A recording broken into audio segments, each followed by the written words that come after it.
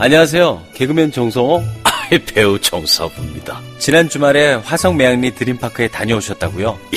예전에는 폭격기 사격장이었는데 지금은 뭐 잔디야구장 8개나 펼쳐진 멋진 곳이더라고요. 팔도 아이들이 어찌나 잘 뛰어놀던지. 그런데 요즘 뉴스를 보니까 다시 전투기가 날아다닐 수도 있다던데? 그러게 말입니다. 그래서 제가 너무 가슴이 아픕니다. 하지만 너무 걱정하지 말자고요. 이미 사격장을 야구장으로 바꾼 화성 시민들이 있으니까요. 그럼 우리도 함께 할까요? 좋습니다. 화성시를 지키는 일, 여러분도 함께 해주세요. 납득이 안 돼, 납득이. 왜? 응? 그냥 먹지? 좋아? 묻지도 따지지도 않고 섭취하는 유산균과의 이별 선언. 미궁 유산균 사랑! 너를 위한 헌정 유산균, 나를 위한 적중 유산균. 매일매일 너에게, 빵빵한 너에게, 민감한 너에게, 약해진 너에게. 유산균 사랑 4종 출시. 내 몸 사랑 최후에 부르는 깨어있는 유산균의 조직된 힘. 지금 검색창에 미궁 유산균 사랑을 검색하세요. 나는 그대들을 사랑합니다.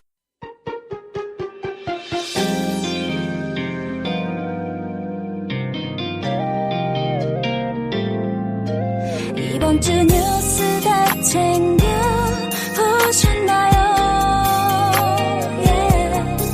깔끔한 분석, 통쾌한 해설, 유쾌한 토론까지. 정치 신세계. 정치 신세계 샵에도 놀러오세요. @폴리월드.샵.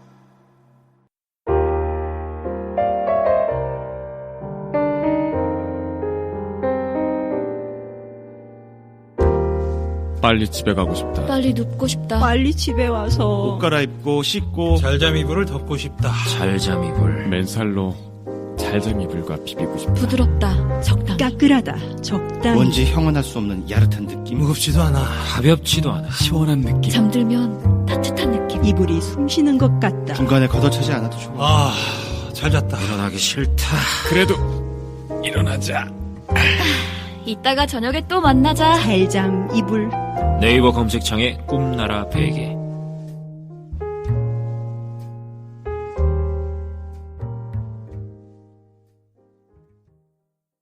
시민의 목소리를 증폭하는 고출력 고품격 고음량 스피커 정치 신세계 앵커를 맡고 있는 PWF LOTC 8대 챔피언 프로레슬러 김남훈입니다.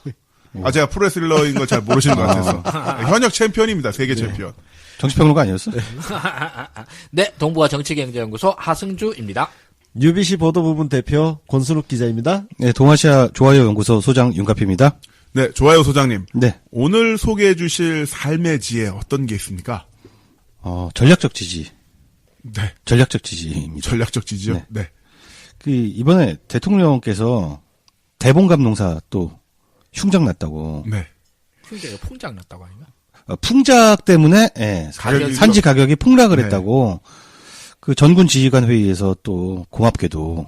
네. 요리로 대봉감을 올리셨어요. 네. 그 관맥이랑 같이 올리셨어요. 그래서 공교롭게도 이제 동서화합이 돼버렸죠. 그래서 과메기는 포항 거고, 그 지진 때문에, 네. 그리고 대봉감은 또 이제 전남 쪽이잖아요. 네. 그래서 양쪽 그걸 올리셨는데 그걸 보면서 지지자들이 이제 성군 났다. 진짜 저렇게 섬세하고 예쁜 마음을 가진 대통령을 처음 봤다라는 반응이 많았잖아요. 네. 근데 이제 두 개 다 이제 저희 숍에서 팔기로 전격적으로 결심을 했었고 네. 판매하고 있습니다. 네. 이걸 보니까 옛날 생각이 하나 나서 그냥 오늘 얘기를 꺼내고자 하는데 우리 옛날에 참여정부 시절에 조류독감 때문에 닭값이 폭락을 했었잖아요. 아무도 닭을 안 먹어가지고 그거 익혀서 먹으면 된다고 그렇게 얘기를 하는데 네. 그래도 오빠들이 나섰잖아요. 닭번개란 걸 열었어요. 닭번개를 했죠. 그래서 전국적인 닭번개를 하면서 정말 그 질릴 때까지 닭을 먹었었어요. 닭만 한 게 아니고 만두번개도 했습니다. 네, 그렇죠. 그때 맞아요. 쓰레기 맞아요. 만두 네. 파동 네. 있어가지고 만두 업체들 전부 거기 중소기업들이거든. 네. 왕창 전부 문 닫게 생겼는데 그때 우리 그때 또 만두번개를 막 했습니다. 예. 그 보면 팬클럽들도 보면은 이런 선행이라고 할까? 이런 공공성인 활동을 해서 그 명성이라고 할까요? 그런 덕을 자기가 지지하는 대상이나 좋아하는 대상에게 바치는 거예요. 환원시키는 거죠. 예, 그렇죠. 근데 이런 행태를 보고서 당시에 이제 서프라이즈에서 한 민노당원이 와서 이런 글을 썼던 기억이 나요. 우리는 이런 면에서 절대로 너희 리버럴들을 따라갈 수가 없다. 네. 나는 당신들의 정치 스탠스에 동의하지 않지만 결국 당신들이 역사의 승리자가 될 것이다. 라는 글을 남겼어요. 좋네요. 네. 하고 싶은 얘기가 뭐냐? 네. 대본감 좀 많이 팔아주십시오. 네. 이상입니다. 예. 오늘 정시계피랑 네. PPL이랑 네. 묘하게 섞이면서 저희 지난번 야당 리포트도 있고 표면장력, 계면 활성제 찰랑찰랑거리면서 선을 안 넘으십니다. 대단하십니다. 네. 저는 이제 뭐 모든 게 컨텐츠라고 생각해요. 네. 광고도 컨텐츠라고 생각하고요. 우리가 판매하는 물품들도 컨텐츠라고 생각하고. 네. 다 이게 여러분들의 이미 기쁨을 과메기는 드리고는. 판매되고 네. 있고 대본감도 입점을 한 거죠. 네, 그렇습니다. 대본감 얼마에 판매되고 있습니까? 대본감이 35,000원 15kg. 오. 15kg면 사실 15만 원은 돼야 되는 거 아닙니까? 키로당 10,000원. 보통 그렇게 뽑잖아요. 네. 네. 그리고 이제 감 말랭이가 1kg에 2만 원. 이건 얼마나 손해보고 파시는 거예요? 아, 이거 똔똔입니다. 아, 똔똔이요? 딱 똔똔. 와, 이거 되게 훌륭한 제품이다. 네. 이거는 뭐 그냥 그 농가를 위한 제품이다 보니까. 아니 저도 많이 남긴 남아요 사실. 네. 서로 좋아야지 장사죠. 자, 우리 대통령을 지지하는 문글 오소리들은 이 전략적 지지 차원에서 대본감과 과메기를 세트로 구매해 주시면 아주 좋을 것 같습니다. 네, 그러면 1,500원 더 내시면 됩니다. 네. 세트 구매 시에는. 자, 그러면 오늘의 본격 주제로 넘어가 볼까 하는데 오늘의 주제 어떻게 되겠습니까? 어떤 겁니까? 문구르 오소리 과연 어떤 사람들인가 한번 진단해 보는 건데 뭐 주관적으로 우리끼리 그냥 떠드는 거죠. 네. 뭐 통계를 낼 수 있는 것도 아니고. 그렇죠. 느낌적 느낌에 대해서 누구도 얘기해 보는 검증할 수 겁니다. 없는 겁니다. 네. 게다가 특히 문구르 오소리의 특징이 뭐냐면 자기를 뭐라고 규정하는 걸 엄청 싫어해. 그래서 오늘은 규정은 피하고 인상 비평이죠. 이런 네. 특성이 있더라. 이런 패턴이 있더라 정도는 얘기해 볼 수 있지 않을까. 느낌. 네. 인상 비평과 함께 뭐 기존의 언론이라든가 우리끼리 뭐 저희들끼리 이야기를 나누면서 살펴봤었던 어떤 외향적인 형태에 대해서 뭐 알아보는 그런 네, 시간일 행태에 것 대해서 같아요. 알아보는 거죠. 네. 자, 그 문꿀 오소리. 그런데 저는 제가 지난 방송에서 뭐 다른 방송에도 그랬습니다만 문바라는 단어로 검색을 해보면 네. 이제 흔히들 이제 문꿀 오소리를 비하하는 용어로서 문바라는 말을 쓰는데 제가 문바라는 키워드를 검색을 하면 1233건이 나옵니다. 네, 엄청납니다. 안바가 102건, 네. 홍바는 0건, 네. 유바는 최근에 기사가 아예 없고요. 네, 유바라고 하면 보통 유재석바를 유바라고 하더라고요. 그러니까 유시민바라는 의미로의 유바는 옛날에 기사에서 사라진 것이고요. 네. 그리고 신바가 3건에서 4건 정도. 예, 이게 이제 심형래바를 보통 신바라고 하고 네, 심상정바를 기칭하는 기사는 거의 없다시피 네, 합니다. 기사 검색할 때 연예가 아니라 그 정치 시사에 클릭을 하셔야만 나오는 거고요. 아, 그렇군요. 네. 안바의 경우에는 이제 안희정바 그리고 안철수바를 섞어서 나오고 있습니다. 네. 거의 다루지 않습니다. 자, 노바는 아직도 1194건이 나옵니다. 노바 충격적일 정도로 많죠. 네. 근데 노바는 역사가 깊잖아요. 네. 근데 문바란 단어가 등장한 지 얼마 되지도 않았는데 1233건이란 거는 이게 정말 충격적인 수치예요. 그렇습니다. 왜 이렇게 문바들은 제도권 언론의 언어 폭력을 당하게 된 걸까요? 저 그것도 기억나요. 뭐 주간지 편집장님이 술 한잔 드시고 덤벼라 문바들아 네. 라고 했다가 덤비니까 그냥 도망가신 경우도 있었죠. 네, 안수찬 씨. 네. 니들 진짜 세구나 하면서 쓰러졌던 만화도 있었습니다. 왜 이렇게 폭력을 당할까? 왜 우리만 이렇게 괴롭힘을 당할까요?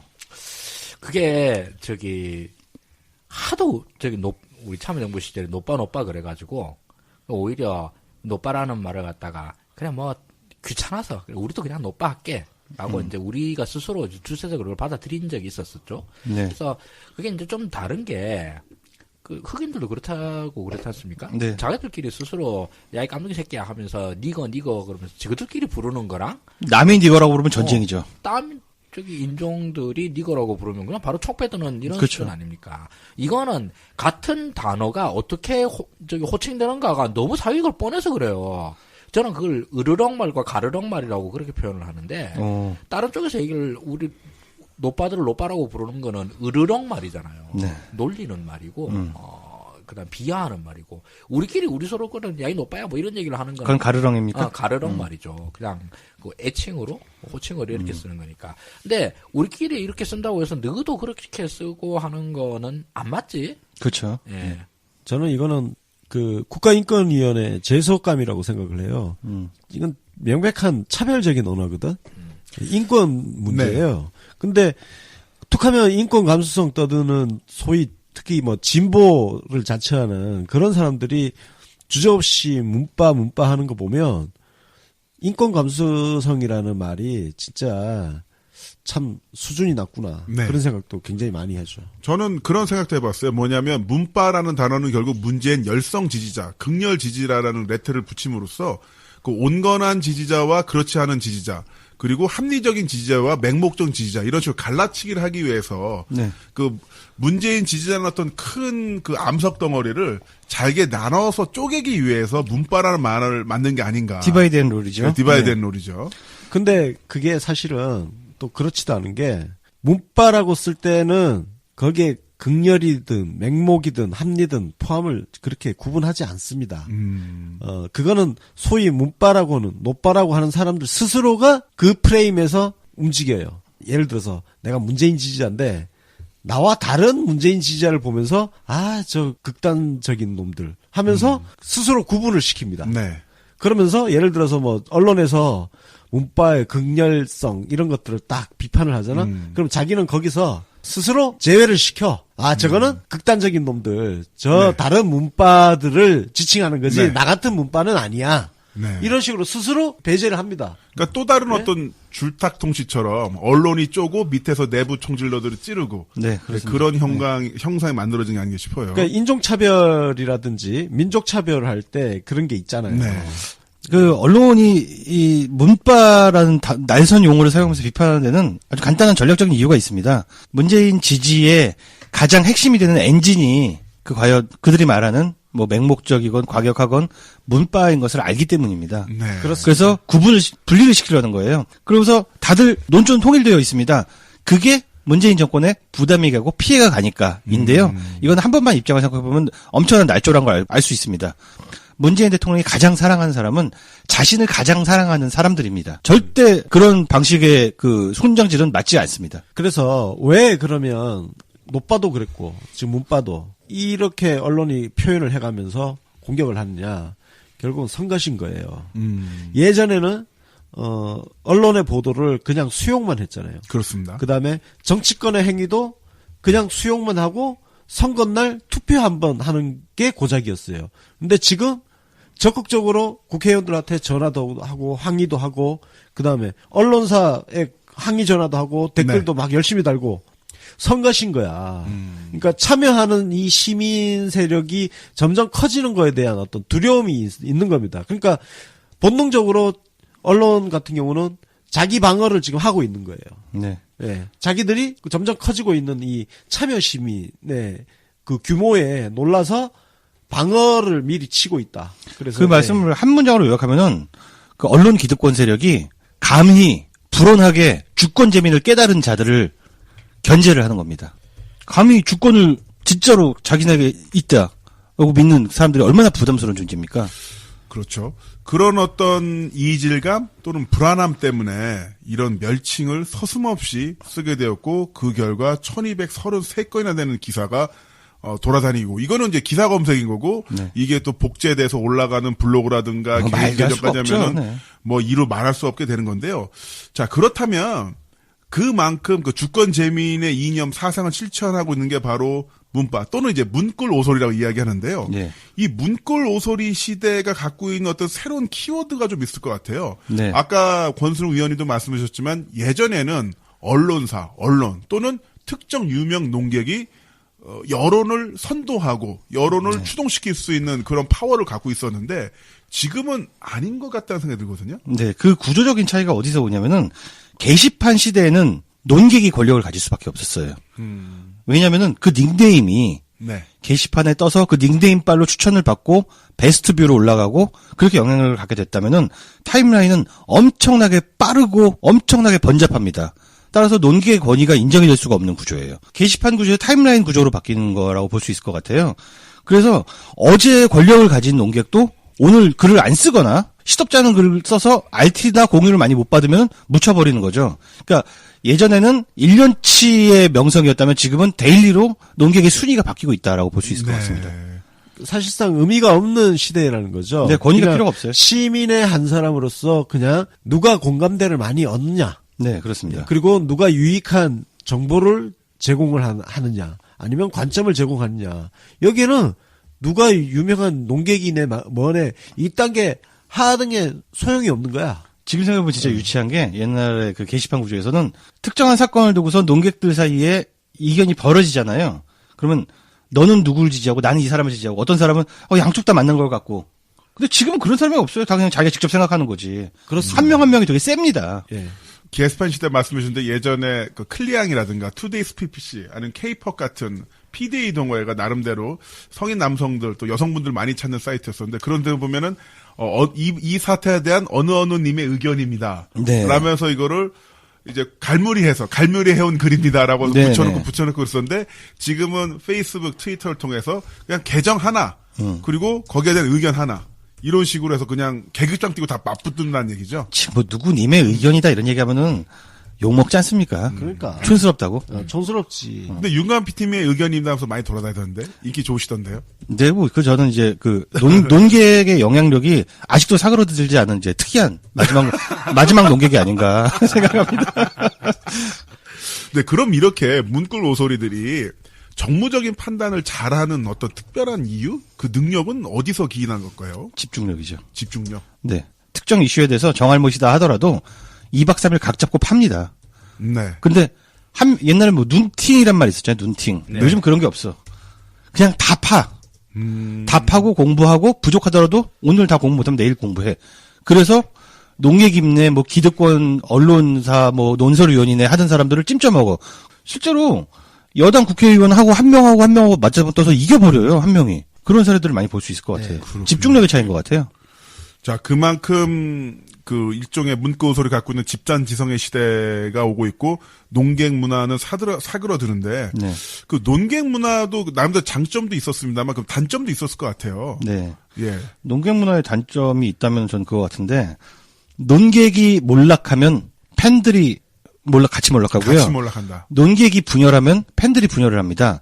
따라서 하나의 사안을 가지고선 뭐 12제자 정도 되는 사람들이 각자 의견이 달라지면 그게 분열로 이어지는 경우를 많이 봤어요. 네. 지금 시대에 전혀 필요하지 않은 거죠. 누군가를 성공한 대통령을 만들기 위해서 그런 구조는 적합하지가 않은 거예요. 그 논객이 전성시대에 그러고 보니까 제가 보기에는 아마 참여정부 그렇습니다. 그때였을 것 같아요. 또 그만큼 생각해보면 이제 진보라는 큰 영역 속에서 노무현 대통령에서 굉장히 시달렸던 시기가 아닌가라는 생각이 드는데요. 그러니까 지지층의 분열에는 논객의 분열이란 거를 빼놓고 얘기할 수가 없다는 거죠. 이건 이렇게 보면 돼요. 크게 보면 정보의 독점에서 분산으로 이행하는 과정으로 보면 한눈에 볼 수 있는 게 쉽게 얘기해서 과거에 언론 권력이 정보를 사실상 독점을 했잖아요. 네. 거기서 이제 권력 독점이 일어났던 거고 그리고 노무현 대통령 때부터 농객의 시대가 펼쳐진 것은 그 언론이 독점했던 권력을 일부 시민들 중에서 일부 글빨 있다는 사람들이 분점을 해버린 거예요. 일부 언론 권력을 뺏어온 거예요. 네. 뺏어오고 이게 지금은 어떻게 됐냐? 이게 더 세포부전을 해버린 겁니다. 그러니까 소수의 농객이 과점하던 그 시대가 끝나버리고 지금은 모든 개개인 시민들이 권력을 골고루 나눠 가지고 있는 상황인 거죠. 그러니까 이걸 시간 순으로 이렇게 보면 정보 권력이 꾸준히 핵분열을 하면서 분산되어 가는 과정. 네. 저는 이게 앞으로도 더 미세하게 계속적이질 거라고 보는 거고 네. 시민 권력의 확장이 계속 될 수밖에 없다. 예. 저는 스포츠 시스템에 비유를 하면 논객은 엘리트 스포츠 시스템 같아요. 한번 그 라이센스를 취득을 하면 국가대표 타이틀로서 예를 들어서 1년 동안 굉장한 커리어를 자랑하면서 국제대회에 출전할 수 있는 건데 지금의 문끌 오소리 시스템은 무제한 토너먼트 그 아주 미세한 개인이 계속 각종 이슈 파이팅하면서 싸워서 올라가서 한번 이슈를 선점을 하고 근데 또 이게 한 타임 지나면 또 새로 토너먼트가 펼쳐지는 거예요. 예, 적절한 비유인 것 같아요. 예, 그래서 계속 새로운 어떤 의견과 방향성이 나오는 게 아닌가 싶은데요. 예. 자, 그럼 이런 어떤 문끌 오소리들의 그 전략성과 힘을 보여준 사례가 어떤 게 있을까요? 저는 묵시록적 사건이랄까? 되게 충격적인 사건이었는데, 저도 이제 나름대로 정치공학에 달고 다른 사람이라고 스스로 생각을 하고 그런 평가도 받는데요. 홍준표 그 막말 사건 때 있지 않습니까? 네. 그 5월 7일이죠. 막말도 많긴 많은데 우리 쪽에 막말이 있었죠. 그때 뭐 폄하 발언이 하나 있었는데 네. 저는 그 숙고에 들어갔어요. 그게 뭐냐면 정동영 노인 폄훼 발언을 연상을 시켰던 거예요. 그 양반이 홍준표를 깐다고 깠는데 잘못해서 그게 노인 폄훼 발언처럼 보여질 수 있는 발언을 했는데 네. 그거를 가지고서 홍준표네 진영에서 잡고서 늘어지기 시작한 겁니다. 이거 잘못하면 굉장히 커질 수 있는 사건이었는데 그게 디지털 네, 쪽에 맞습니다. 있었던 문용식. 네. 네. 굉장히 당황스러운 사건이었는데 그때 제가 거의 뭐 몇십 시간 동안 멈추지 않고 한 가지 생각을 이걸 어떻게 돌파해야지, 이거 어떻게 돌파해야지 하다가 그날 밤에 자다가 새벽에 일어나서 장문의 글을 썼어요. 나름대로 뭐를 썼냐면은 지금 우리가 변명할 때가 아니라 홍준표 막말을 잡아야 된다. 저쪽 프레임에 말려들면 안 된다. 라는 생각을 해서 그 글을 올리고 아침에 일어나서 그 글이 많이 공유되는 걸 보고 약간의 안심을 했는데 나름대로 문구로 소리들이 많이 모이는 트위터 쪽을 가봤더니 이미 그거 정리 다 끝나고 그렇게 퍼서 온갖 댓글 칸이라든가 실제 오프라인 설득에서 이루어지고 있는 거예요. 그래서 시간이 지나니까 홍준표가 그걸 갖고 사과하고 변명을 하는 거예요. 그 프레임이 우리 쪽 방어 프레임에서 홍준표 공격 프레임으로 완전히 바뀌어버린 겁니다. 네. 그때 유명했던 홍준표의 영감탱이 발언 나온 거죠. 네, 그렇습니다. 네. 그래서 위기를 완전히 넘기고 우리한테 장인 오히려 영감탱이. 예, 맞습니다. 네. 완전히 호재로 넘어갔던 사건인데 이게 2022년 대선에 정몽준 지지 폄훼라든가 2004년 정동영 노인 폄훼 발행 사건을 봤을 때 네. 우리는 그때 프레임을 구성하는 능력이 없었던 거예요. 그냥 일단 끌려 들어갔죠. 빌어야 되는 거지. 예, 사과를 하고 변명을 하고 계속해서 반복해서 그 이슈를 갖고 선거를 치러야 되는 상황이었던 게 2004년이었죠. 네. 2002년에 어떻게 했냐면 그냥 민도당 게시판에 가서 빌었어요. 표 좀 주십시오. 표 좀 주십시오. 맞아요. 다른 방법이 없었어요. 그래서 이게 사실 극명하게 지금 달라진 점이기도 한데요. 소위 저도 우리 다 노빠 시절을 거쳤던 사람들이잖아요. 그 노빠 시절에는 극렬 노빠 소리를 듣긴 했지만 굉장히 주변 사람들한테 겸손하게 네. 하려고 했었고 뭐가 있으면 뭔가 그래도 납작 엎드리고 네. 가는 그런 포지션을 취했단 말이에요. 근데 돌아보니까 그렇게 한다고 노무현 대통령 지지하지 않던 사람들이 지지하는 것도 아니고 그럴 리가 없잖아요. 노무현 대통령 지지 철회한 사람들이 그 마음을 다시 돌리는 것도 아니고 네. 그런 학습 효과가 있었어요. 그러니까 사과만 받고 가니까. 그렇게 겸손하게 사과하고 이게 아니라 결국 정치 투쟁이고 그렇습니다. 네. 프레임 싸움이고 아젠다 싸움이고 그러면 공격적으로 엎어버린 대표적인 네. 과거와 현재가 어떻게 다른지를 극명하게 보여준 사례라고 할 수 있죠. 어떤 정치 캠페인, 어떤 선거 캠페인에서도 볼 수 없었던 가장 다이나믹한 사건이 아니었나 싶습니다. 네. 또 그런 결정들이 일부 논객에 의해서 나온 것이 아니라 집단지성입니다. 집단지성에서 서로 수많은 트위터, 페이스북 그 교감이 이루어지면서 그 결론이 나고 자 우리가 여기서 밀리는 게 아니라 영감탱이 발언을 물고 늘어지자. 공격! 전율 오른다. 전율이 오릅니다. 짤의 정치학에서 하려고 했던 말이 사실 그 얘기였었거든요. 근데 저도 마찬가지로 지난 대선에서 제일 인상 깊었던 장면 중에 하나가 안철수의 단설병설 논란이었어요. 맞습니다. 예, 그때도 그랬죠. 단설병설 논란은 어쩌면은 그게 정말 아무것도 아닌 하루에도 몇십 번씩 그 강연하고 뭐 연설하고 하는 바로 그 순간에서 나온 한마디 실언이었어요. 근데 그 실언이 증폭이 돼가지고 도저히 손도 쓸 수 없을 정도로 딱 반나절 만에 전국에 다 퍼졌잖아요. 그런데 이게 이런 현상을 만든 것은 사실은 준비돼 있었거든요, 지지자들이. 네, 맞습니다. 지지자들이 먼 건수 아무거나 하나 걸리기만 걸려라. 몸은 만들어 놨다? 네. 이게 코어 지지자층의 중요성을 갖다 보여주는 바로 그 사례인데요. 이게 코어 지지자층이 없으면은 상대방의 어떤 실수가 나와도 이게 퍼지지를 못해요. 예, 그렇습니다. 그걸 퍼지려고 그러면은 언론을 동원할 수밖에 없어요. 네. 근데 언론을 동원해도 요즘은 그게 진짜 옛날에 비해서는 파괴력이 거의 10분의 1 수준으로 줄어들었고, 네. 지금은 오히려 SNS 상에서의 파급력이 엄청나게 커졌는데, 그게 그때 당시에 안철수 캠프에서는 거의 반나절이 지나도 대응을 못했어요. 네, 대응할 방법이 없었죠. 네. 그냥 퍼지는 거, 보기만 보고. 왜? 병력이 없으니까.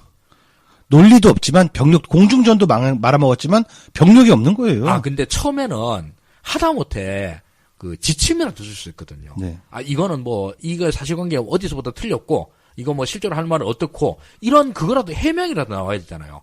그 해명도 다 포징을 한 다음에 나왔어요. 다 포징을 한 너무 다음에. 늦었죠. 예, 안철수가 뭐 당하고 난 다음에 들어왔었는데 그날 하루 만에 안철수 지지율이 10% 빠졌거든요. 그러니까 이게 100%에서 10%가 빠진 게 아니라 25%에서 15%가 된 거예요. 반이 날아간 거 아닙니까? 예. 그냥 안철수 전력의 반이 날아가고 그 전까지 방관자로 있던 사람들을 적극적 반대자로 만들어버린 그 한 사건이었거든요.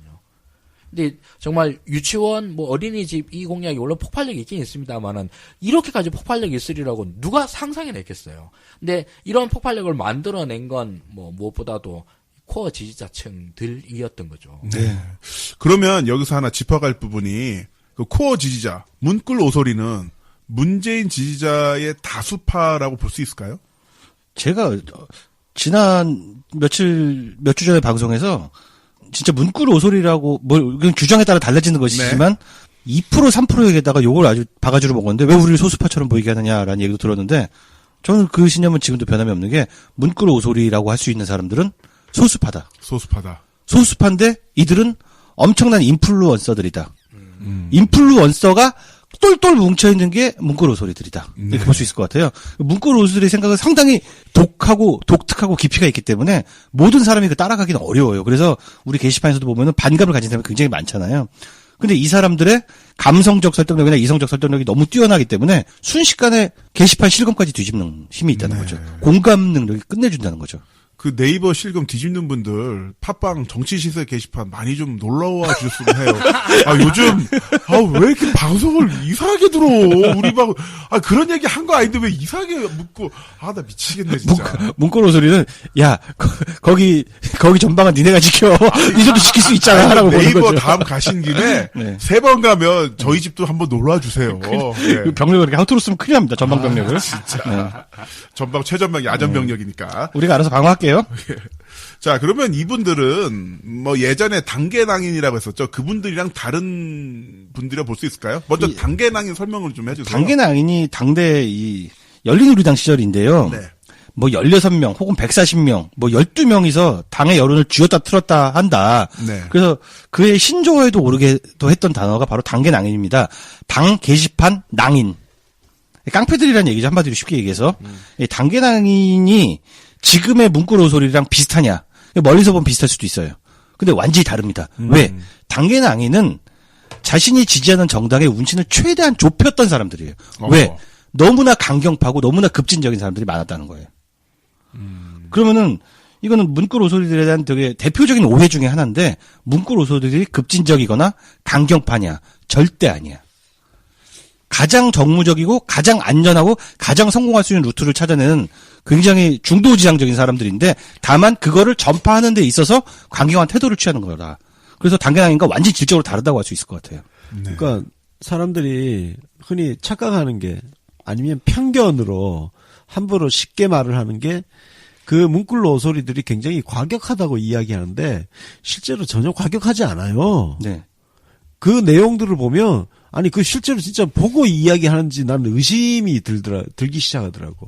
왜냐면은 난 내가 본 바로는 과격한 사람 나보다 과격한 사람이 없어. 그렇죠. 너보다 강호표하면 좀 그리고 나보다 덜 과격한 것도 나랑은 엄청나게 레벨 차이가 난다고. 네. 나도 요즘은 레벨을 뚝 떨어뜨렸잖아. 요즘 욕 안 하잖아, 내가. 분노 레벨? 안 하는 게 하던데. 실제로 그 문꿀 오소리라는 사람들을 보면 전혀 과격하지 않더라는 거야. 네. 강함과 과격함을 헷갈리는 것 같아요. 강함과 과격함. 그 지금은 저기 더불어민주당 당 홈페이지가 해서 게시판이 없어요. 게시판이 없어요. 그러니까 사실 특히 문제가 되는 게 당원 게시판이거든요. 네. 당원 게시판은 말이 당원 게시판이지. 당원이라는 게 돈처럼 한 대로 돈처럼만 내면 다 당원인데 네. 그 사람들이 무슨 말을 하면은 다른 데서 받아들이기로는 당의 일각의 목소리 이래 되잖아. 근데 일각의 목소리가 아니라 그냥 한 명의 목소리인데 근데 일각의 목소리 이런 식으로 돼가지고 그 여론을 갖다 엉망진창으로 만들고 이러는 경우들이 참 많았죠. 지금도 저기 게시판을 돌리고 있는 당에서는 똑같은 문제들이 다 발생을 하고 네. 정의당 같은 경우 그렇게 해서 당계발 이런 논란들이 늘 있어 왔고 그래서 그랬었는데 저는 진짜 저기 민주당 홈페이지에서 당 게시판 없는 게 정말 잘했다고 생각을 해요. 그때 이후로 생긴 전통인가 봅니다. 네, 당계 낭인들한테 당한 이후에. 맞아요. 저도 그때 당계 낭인들의 주장을 보면은 너무 과격하고 너무 비현실적이라서 동의하기 어려운 면들이 참 많았거든요. 네. 근데 그런 분들이 어쨌든 게시판에 맹주소 활동을 하니까 오히려 그 활동이 제약되는 부분이 있었는데, 자, 그렇다면 지금 게시판 시대가 아니고 SNS 시대, 또한 포털의 댓글이 굉장히 중요한 시대잖아요. 예, 그렇죠. 그 지금 보면 그 문구 로서들이 항상 뭐 포털 댓글전 신경을 많이 쓰고 있는데, 지금의 포털 댓글전과 예전 서프라이즈의 숙제하기, 이거는 어떤 식으로 비교해 볼 수 있을까요? 예, 근본적으로 같습니다. 근본적으로 갔는데, 뭐 이건 제 인상 비평일 수 있는데, 당시에 그 숙제학이라는 그 애칭이 있었어요. 그 가서 댓글 가서 싸우는 개념이었는데 그때는 뭐가 문제였냐면은 숫자입니다. 참여자의 숫자입니다. 네. 그때 제가 좀 치가 떨렸던 경험이 뭐냐면은 소위 농객이라고 하는 분들은 절대 그런 거 안 해. 그런 건 눈팅들한테 맡겨야지라는 얄미운 문화가 있었어요. 무슨 양반 예, 반사의 부분도 맞습니다. 아니고. 그래서 게시판에서 글을 써야 따봉도 좀 받고 베스트뷰로 올라가는데 내가 댓글 가서 게시판에 글을 찌걱찌걱 쓰면은 그걸 누가 봐. 제가 굉장히 불편한 얘기를 꺼냈는데 사실 그때 분위기가 그랬고요. 당시에는 20대들이 그걸 도맡아 했었어요. 네. 그때 저 이름도 닉들도 기억이 납니다. 같이 따라다니면서 저도 열심히 댓글 달고 했는데 그때 20대였던 사람들이 지금 30대가 되어서 확실한 물량으로 이걸 해내고 있지 않느냐. 네. 그러니까 근본적으로는 같지만 양적으로 다르다. 이렇게 말씀드릴 수 있을 것 같아요. 포털 댓글전에 대해서 청취자분들에게 미리 어떤 것이냐 의견을 여쭤보니까 퇴임 지지율 80%님께서 기울어진 운동장을 들어 올리는 겁니다. 아, 맞는 표현입니다. 짱텍스님께서는 적폐를 청산하고 나라를 다시 만드는 제조산하의 길이고 문재인 대통령을 지키는 길이라고 생각합니다. 땡글님, 피 튀기는 방어전이죠. 고승현님, 진실 왜곡을 바로잡을 수 있는 기회예요. 그 기사만 읽고 가지 않으니 댓글로라도 알려줘서 오해하지 않도록 해야죠. 단청님은 적폐와의 여론 싸움이죠. 여론 먹히면 또 노통태처럼 반복입니다. 우리 문재인 대통령은 지켜드려야죠. 그리고 땡우리님이 어떻게 본다면 본질을 적어주셨어요. 살려고 밥 먹는 겁니다. 네, 아주 좋은 의견들입니다. 나는 지금 이 의견들을 들으면서 또 이제 그 잘난 체하는 새끼들에 대해서 한마디를 잔소리를 그 새끼들이 맨날 우리 문꿀들한테 잔소리를 하니까 그 잘난 체하는 새끼들한테 내가 잔소리를 하고 넘어가야 되는 건데 국정원 댓글 사건에 대해서 그렇게 그게 엄청난 범죄라고 인식을 하는 놈들이 댓글 한번 달았을까? 그러게 말입니다. 맨날 잔소리를 하고 앉았을 거야. 근데 그 현장에서 국정원이 기계 돌려가면서 댓글 올리고 할 때 거기서 맞서 싸운 사람들이 과연 누구냐? 그게 누구냐? 잔소리 듣고 있는 저 문꿀 오소리라는 사람들, 그 사람들이라고. 제가 그 잔소리하는 사람들 얘기 나오니까 하는 얘기인데 제가 나름 명언이 있습니다. 그 잔소리 많이 하고 지지자 평론하는 놈들이 있어요. 아, 지지자가 정치인이냐 맨날 지지자 평론하고 자빠졌게? 그런 애들 계정을 들어가 보면은 아주 그냥. 그 계정에 딱 들어가 보면은 자기 그 계정에 채우고 있는 게 뭐 밥 먹은 사진밖에 없어. 아무것도 안 하는 애들이 꼭 평론을 해요. 연남동 맛집. 그러니까요. 예. 뭐 와규 맛있는 집 이런 사진. 아니 오죽 할 일이 없어서 일반 시민이잖아.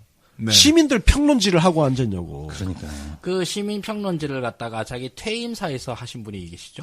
저기 손호철이라고. 네, 평생 아, 손호철 마지막까지 잔소리를 해. 네, 하나만 한 정치 평론으로 일관을 하시고 적들이 들으면 매우 기뻐하고 우리가 들으면 졸라 짜증나는 이런 논평들을 평생 동안 하고 가시더니만 퇴임 기자회견 퇴임식에서마저도 문재인 팬덤이 우려스럽다라고. 그러니까 나 그거 보고 진짜 어이가 없는 게 그래서 마침 나도 기회가 생겨서 검색을 좀 해봤어. 쓴 칼럼들을 검색해봤는데 야 진짜 어쩌면 하나같이 그 시기마다 헛소리들을 했는지 나는 내가 손호철이면 그거 되돌아보면서 무지 쪽팔렸을 것 같아. 진짜. 왜 반성을 안 해? 그 칼럼을 다 지우고 싶겠더라 진짜. 네. 왜냐면은 하나도 맞는 얘기가 없어.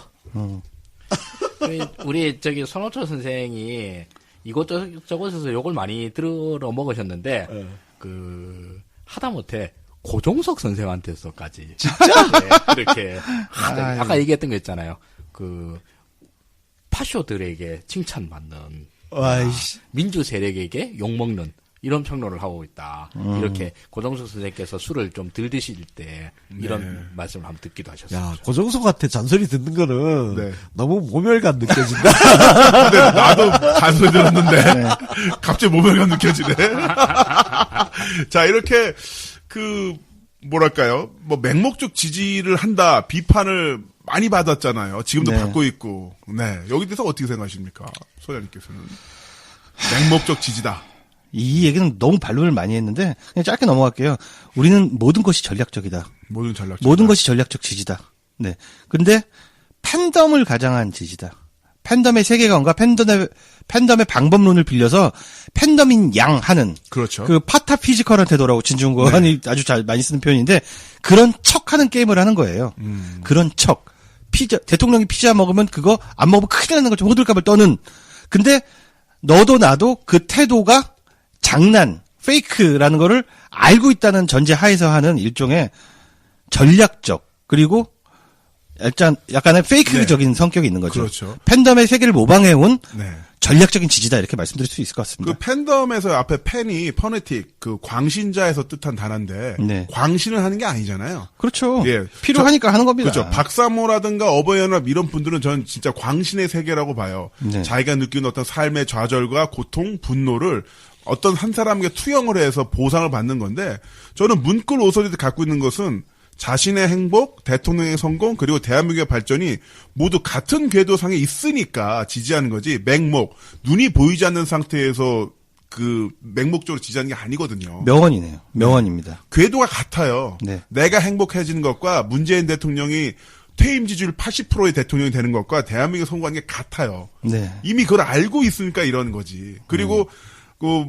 피자마루 피자 사 먹는 것도 이양 사 먹는 거, 국산 피자 사 먹는 것도 있고 이런 식으로 해서 우리 대통령 우리 문프 좀 이제 체면조 좀 세워주고 그렇죠. 그 포수 좀 살려주고 모든 행동이 다목적 포석입니다. 네, 이거를 이해를 못하면서 막 비판하는 거 옳지 않은 태도 같고 또 이런 이야기도 있잖아요. 분열주의를 만든다, 또 네. 갈라치기 하는 게 아니냐 네. 이렇게 된 이런 이거 우리 게시판에 맨날 올라와. 단골이죠, 단골. 미치겠어 진짜. 네.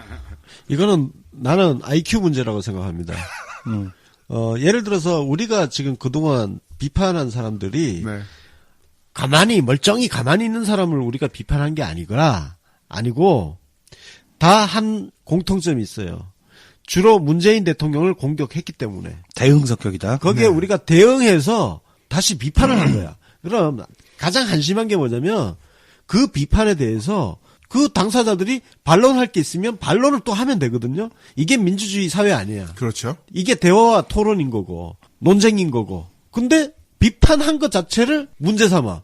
아니 그러면 걔네들은 문재인 대통령 비판하는 거는 문제가 없는 거고 그 비판한 거에 대해서 비판하는 거는 문제가 있는 거야? 그게 또 내부 총질이래. 이런 어처구니 없는, 나는 이건 대가리 수준이 나쁘다. 네. 그렇게 생각해요. 이 분열주의자라는 게 굉장히 말이 안 되는 게 행동의 목적이 있습니다. 그러니까 누군가를 타격하죠. 네. 멀리서 보면 그게 내부 총질로 보일지 모르지만 내부 총질을 하는 사람, 분열을 야기하는 사람에게 약을 주는 거예요. 모든 행동이 반복되는 원칙이 있어요. 보통 이렇게 이 사람도 끌어안고 저 사람도 끌어안고 가자고 하잖아요. 근데 그 사람들이 우리를 분열시킬 것을 경험적으로 알고 있기 때문에 그 사람들을 따로 떼어놓는 행위입니다. 분열을 막기 위한 말과 행동이라고 보면 될 것 같습니다. 그렇군요. 분열주의자란 말은 절대 맞지가 않죠. 네. 또 저희도 정치신세계 따봉쇼 그때부터 들었던 이젠 탈피했는데 네. 노저씨라는 이야기를 많이 들었잖아요. 네네. 근데 이분들은 문끌 오소리는 그 노무현 좌절의 트라우마와는 좀 거리가 있거나 벗어난 그런 분들이라고 생각하는 게 맞을까요? 이게 이렇게 볼 수 있을 것 같은데 우리가 광우병 사태 때 말이죠. 광우병 사태 때 누가 먼저 촛불을 들었느냐? 학생들이 먼저 들었잖아요. 그리고 어른들이 나중에 참여하게 된 거잖아요. 그거랑 구조가 비슷한데 노무현을 잃은 것처럼 문제는 잃어선 되지 않는다라는 전제로 출발한 것은 맞는데 그게 노저씨들은 먼저 시작한 건 아니라는 거죠. 그것과는 완전히 다른 문재인 대통령의 혹은 후보의 문재인 당대표의 매력을 발견하고 저 사람을 지키면 어떻게 해야 될까? 네. 과거에서 우리가 추론해서 지키는 방법을 찾자라고 해서 먼저 진도를 나간 사람들입니다. 네. 그리고 이제 뒤늦게 노무현 지지자들이 저 사람들이 방법이 정답이다라고 생각하는 사람들이 따라가는 거죠. 그게 나 같은 사람이 이제 학습 지체를 깨닫게 된 게 그 부분이죠. 나는 약간 뭐 그때 이런 표현이 있잖아요. 상이용사. 네. 그러니까 노무현 시대를 지나오면서 정신적으로 상처 입은 네, 많이 상처 그런 상이용사라면 시금 전폐하고 막 여행 가고. 그래서 그랬잖아요. 그 이후에 어떤 엄청난 그 변화, 우리 문재인 대통령 순환사가 있었지만 사실 나는 틈틈이 그러니까 간헐적으로 그 광경을 바라봤을 뿐이지 그 당시에 그 처절함의 어떤 투쟁의 현장 속을 잘 몰랐단 말이에요. 그러니까 그 과정 속에서 어떤 문구 오소리가 만들어져 가던 그 과정을 잘 몰랐던 거야. 그리고 네. 그 의식의 흐름 변화를 잘 몰랐던 거고. 그러다가 내가 노조씨라는 거를 알게 된 거죠. 네. 그냥 나는 과거 노무현 시대라는 그 과거에서 못 벗어나고 있었던 거구나. 그리고 이미 문구리라는 사람들은 저 앞으로 달려가고 있는데 나는 여전히 10년 전에 잡혀 있었구나. 그렇게 좀 깨고 나니까 요즘 내 눈에도 노조씨들이 보여. I see dead people. 날 죽은 사람들이 보여요. 식스센스. 말씀을 듣고 나니까 이 노래가 생각이 나는데 네. 그 2008년인가요? 광우병 사태 때 그때 그 민중 가수 되게 유명한 사람 있잖아요. 이름 갑자기 생각이 안 나는데 그 사람이 이런 노래를 윤민석? 불렀어요. 윤민석은 아니고요. 이런 노래를 불렀어요. 젊은 벗들이여 감사합니다. 새롭고 당당한 그대들의 행진. 이 가사가 뜻하는 게 뭐냐면은 자기들의 투쟁 방식하고 너무 다른 거야. 발랄하고 학생들이 나와서 여러 가지 퍼포먼스를 하고 하는 것들을 보면서 연대의식을 느끼고 이제 우리가 따라갈게라는 내용의 가사입니다. 네, 지금 안치환. 우리가 겪는, 안치환이 맞습니다. 예. 지금 우리가 겪는 게 문구 로소들을 보면서 겪는 마음이 아마 그렇지 않을까. 그게 저 촛불 집회도 마찬가지죠. 네. 사실 지금 촛불 집회 주도 세력이 굉장히 과거의 그 올드한 운동권 주도의 어떤 집회 그런 성격이라면 지금 문구리라고 하는 사람들은 여의도 집회. 거기서 지금 벗어나 있는 네. 새로운 어떤 트렌드를 또 만들어가고 있는 건데 사실 광우병 집회 초기만 해도 그런 새로운 그 젊은 사람들의 새로운 집회 문화가 만들어지다가 소위 솔직히 그 중간 넘어서면서부터 운동권들 깃발 들고 대거 예. 들어오면서 다시 분위기가 칙칙해져 버렸잖아. 네네. 그 진보 진영은 투쟁 문화를 아직 못 바꿔 세대 교체가 안 된 거고 네. 우리 진영은 세대 교체가 지금 활발하게 일어나고 있는 그렇습니다. 거고 나는 한 발 물러나서 내가 항상 주인공이거나 위세대 형들을 따라간다고 생각했는데 어떻게 보면 아웃 세대들이 지금 들고 일어나고 내가 그들을 따라가는 게 나는 너무 행복하고 즐거운 것 그렇죠. 같아요. 이제는 우리가 열심히 잘 따라가면 된다. 우리 그렇죠. 진영은 세대 교체가 되었다. 되었다. 세대 교체라는 부분 굉장한 특징을 갖고 있는 것 같습니다. 또 이들의 어떤 그 특징이라는 건 어떤 게 있을까요? 하 소장님이 얼마 전에 굉장한 명문을 말씀하셨는데 책임을 두려워하는 지지자 네. 그리고 책임지는 지지자 그러니까 집권의 부담, 수권의 부담을 기꺼이 지려고 하는 새로운 지지자들이다라는 면에서 군 오빠들과 굉장히 큰 차이점이라고 볼 수 있을 것 같고요. 저는 개인적으로 가장 중요한 지점이 이거라고 생각해요. 예전의 지지자들은 자칫 정치인의 보폭을 제한해버렸어요. 왼쪽으로 갈 수도 있고 오른쪽으로 갈 수도 있고 앞으로 갈 수도 뒤로 갈 수도 있는데 자기가 정해놓고선 이렇게 하면 인이답지 않아. 이렇게 하면 지지 못해. 라는 식으로 정책을 마음대로 쓰지를 못하게 만들었는데 지금은 정치인 즉 문재인의 운신을 뻥 뚫어버리고 아무데나 가. 그게 바로 인이의 마음대로 해. 네. 그렇죠. 그 얘기입니다. 그게 사실 노무현 대통령 지지자들하고 극명하게 차이나는 지점이 그거예요. 뭔 감시를 해, 감시는. 그때는 감시도 감시지만 자기들이 노무현을 지지하는 이유가 있어. 그래서 어떤 사람은 혁명을 원했대. 근데 노무현이 혁명을 안 한대. 그래서 지지 철회하고는 지금 어떻게 됐냐면 그냥 정치 냉소주의, 방관주의.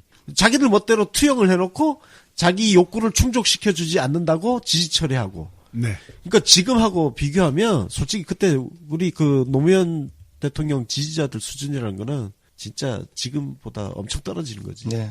정말 유치합니다. 네. 그 수준의 차이를 볼 수 있는 사례가 그 내년 정부 예산안 통과 부분인 것 같아요.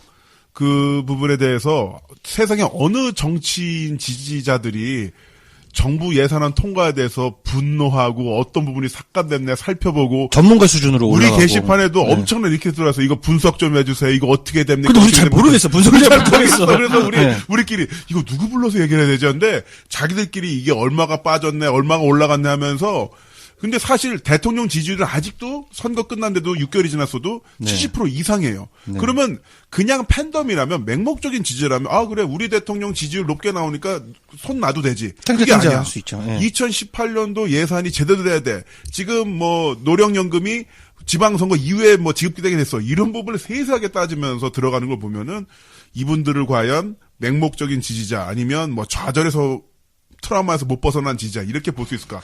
아니라는 생각이 들어요. 그렇지. 그거는 전혀 아니고. 그렇죠. 변화를 못 읽는 거예요. 네. 이 지구상에 처음 등장한 지지자거든요. 맞습니다.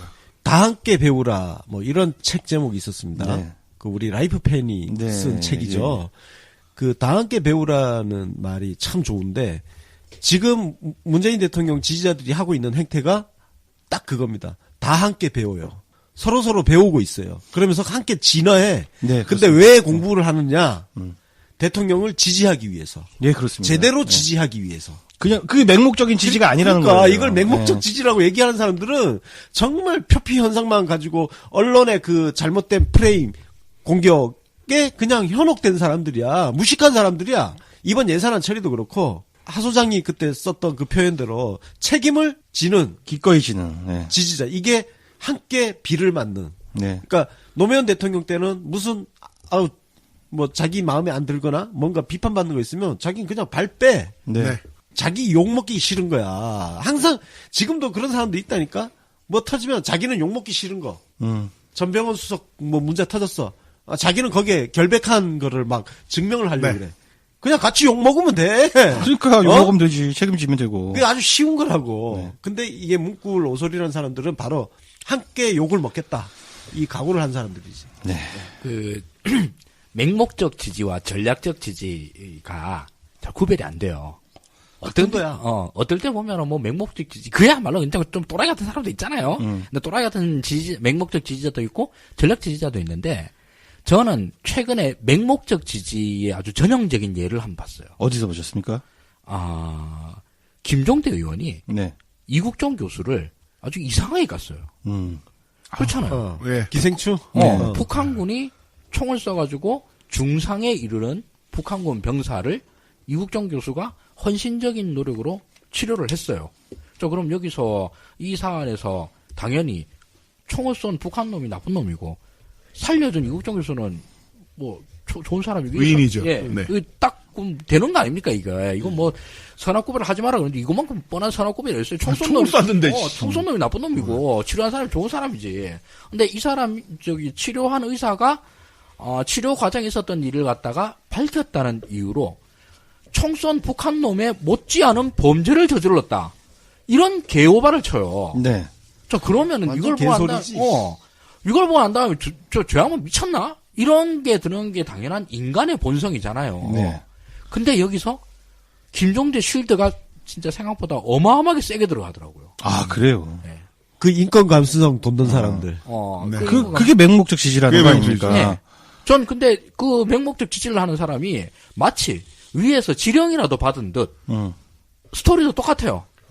김종대는 이국종 교수를 깐 게 아니라 언론을 깠다. 아니야, 이거 좀 깠어. 이거 좀 깠어요. 아니 문장이 그렇게 나와 있는데. 아니 대한민국 국민들이 뭐 씨발 언론 보고 열받았나? 저기 김종대가 쓴 페이스북 글 보고 열받았지. 그러니까. 근데 그걸 보면서도 그런 사안에 대해서도 맹목적으로 김종대 팬덤 현상을 보이고 있는 김종대 빠돌이들이 엄청나게 보이고 있음에도 불구하고 그 김종대 팬덤 현상에 대해서 우려하는 목소리는 아무도 안 하더라는 거야. 아, 우리가 우려 좀 해줘야겠네. 그러다 김종대 망치겠다. 그거 있잖아. 그거는 똑같아. 지금 안철수 진짜 우려된다. 이번에 씨발. 그 목포에서 안철수 지지자가 박지원한테 계란 던졌잖아. 네. 만약에 우리 쪽에서 그 일이 발생했다고 생각해봐. 극렬 문바들 하면서 완전히 아마 당연하지. 그 톡 기사로 시커멓게 깔았을 거다. 안철수네 진짜 걱정되네요. 안철수 망치겠다. 그러다 안철수 더 엇나가고 이러면 어떡하려고 그러나? 이 극렬 안철수 팬덤 현상이 안철수를 점점 퇴행화시켜 결국 안초딩까지 몰고 가는 이런 주요한 원인이 되는 거 아니냐는 거예요. 우주총통 어떻게 할 거예요? 이 안빠들 때문에 말이야. 우주총통 계획이 무너지고 있잖아. 나 진짜 안빠들 때문에 나 진짜 안철수가 싫어지려고 그래. 그러게 진짜. 말이야. 김종대도 사람 좋게 봤더니 진짜 싫어지려고 그래. 맞아. 자, 그럼 김종대가 문제가 아니야. 김종대 빠들이 문제야. 자, 그럼 문구 로소리. 지속 가능하기 위해선 어떤 부분이 더 필요할까요? 저는 이제 예전부터 제 개인적인 얘기일지는 모르지만 사명으로서 지지자들이 지칠까봐 나는 그 사람들을 즐겁게 해줘야겠다라는 사명을 갖고 있어요. 네. 문화입니다, 문화. 지금도 충분히 문구로 소리들은 문구로 소리란 이름부터가 골 때리잖아. 문화잖아요, 이름. 네이밍도 문화입니다. 음악, 춤, 디자인, 굿즈, 노래, 만화, 캐릭터, 그냥 할 수 있는 모든 문화 콘텐츠들이 넘쳐서 우리들이 서로 지치지 않고 연대할 수 있도록 끝까지 임기를 지킬 수 있도록 문화의 힘이 조금 더 강화된다면은 우리는 영원히 가는 거다. 그리고 대한민국 30년 집권 문구로 소리가 만든다. 네. 이렇게 말씀드릴 수 300년 하면 있겠습니다. 300년 나 죽은다면 모르겠어 나는. 100년 할 것 같아. 네. 저도 조금 보태자면은요. 저는 사실 지금 현재 언론이나 이런 데서 보면 제일 어이없는 것 중에 하나가 균형 감각이라고 생각을 하거든요.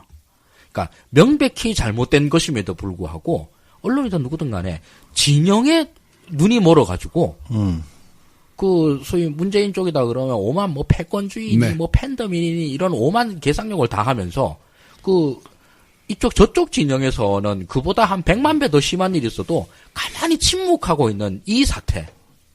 이거는 한국의 지성들이 엉망진창이 돼서 그렇다라고 생각을 하거든요.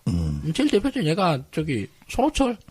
그 사람이 또 나름 유명한 정치학 교수라고 정년 퇴임한다고 신문에까지 나오잖아. 근데 이게 너무 꼴보기 싫어가지고 요런 부분들이 있으면은 하승주가 나오든 하승조가 나오든 해가지고 계속 이 부분을 짚어주려고요. 네. 그거 아니잖아, 이 바보들아. 라고 하는 거. 그게 제 사명입니다. 네. 권순옥 의원님은 더. 예, 저는 언론인 출신이니까 기존 언론이 외면하는 혹은 왜곡하는 이런 거를 계속 바로잡는 역할. 네. 제 목표는 그거예요. 그렇습니다. 기존 언론과 계속 싸워나가는 거. 저는 문꿀 오소리 검색을 해보니까 재밌는 게 나오더라고요. 해리포터의 4가지 기숙사가 있는데, 후블푸프, 그리핀도르, 레번도르, 슬리데린이 있는데, 후블푸프라는 기숙사의 상징이 바로 오소리예요. 그러면서 이 후블푸프 기숙사의 키워드가, 모토가 성실인데, 성실하고 진실된 자들을 위한 기숙사라고 합니다. 그런데, 이 모토가 헌신, 협동, 인내, 친절, 관용, 그리고 고된 일. 어떻게 본다면 제가 억지로 붙이는 것일 수도 있겠습니다만은 실제로 이 4가지 기숙사 중에서 원작을 보면은 해리포터 주인공과 가장 연관이 없어요. 메인스트림에서 벗어나 있지만 헌신, 고된 일, 협동. 우리 문구 오솔리들과 좀 어울리지 않을까 싶어서 한번 가져와 놔봤는데 우리 얘기네요, 진짜. 우리 얘기죠. 네. 자, 저희도 주말마다 만나서 힘들긴 합니다만 포털 댓글 방어전 치르시고 또한 각종 여론에 직접적으로 참여를 하시는 문꿀 오소리 분들이 있기 때문에 문재인 대통령님과 함께 좀 더 밝은 미래 만날 수 있는 게 아닌가 싶습니다. 정말 감사 인사드리고 싶고요. 자, 청취자 사연 살펴보겠습니다. 자, 기프님께서 좋은 방송 감사합니다. 6월 재보선 지선 민주당 압승만이 살 길인 것 같은데요. 현수막 문구 공모 방송 부탁드려요. 요즘은 자유당 현수막 때문에 열받고 있어요. 야, 진짜 부지런하시다. 이걸 지금부터, 예? 이런 분들이 계십니다. 자, 그리고 그린 027님이랑 현 1052님, 거짓말은 나빠님께서 모두 저희가 새로 선보인 기획이죠. 주간 신세계.